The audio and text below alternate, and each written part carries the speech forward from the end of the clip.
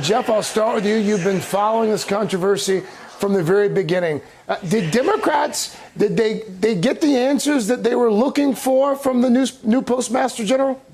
I think so, Craig. I think Democrats and Republicans found this hearing useful, helpful, and instructive.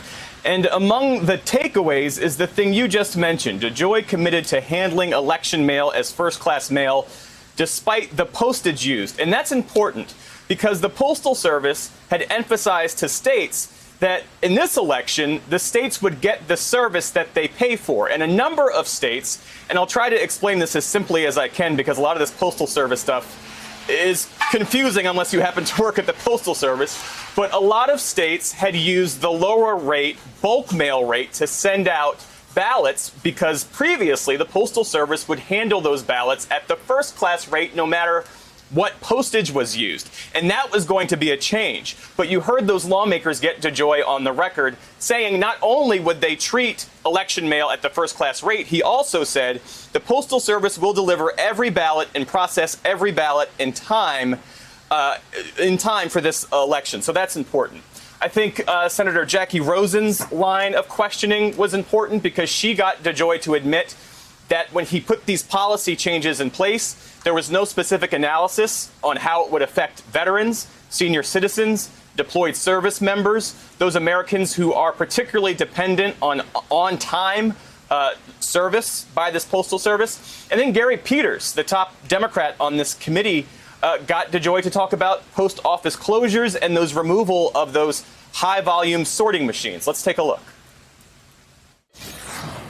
Will you commit there will be no post office closures or suspensions before November 3rd?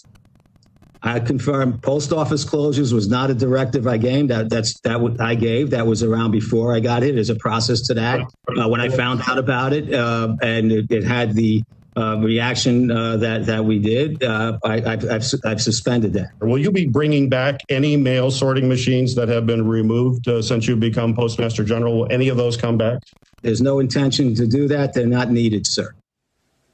So DeJoy says those high-volume sorting machines are not needed. Postal Service workers I've talked to dispute that. Kimberly Carroll, the head of the Iowa Postal Workers Union, she had one of those high-volume sorting machines removed from her shop recently, and she said, look, these machines, if you remove them, of course you decrease capacity. And she says that there are delays now in that region because of the removal. DeJoy was also asked about cuts to overtime, and he says that neither he nor leadership have instituted overtime cuts. Every postal employee I've talked to from coast to coast disputes that. And DeJoy said, all I've done is mandated that the trucks leave on time. Well, one of the reasons why these delays exist, I'm told, is because the trucks are leaving on time. And in many cases, Craig, the trucks are empty because there are not the staffers to put mail in those trucks because of the cuts to overtime.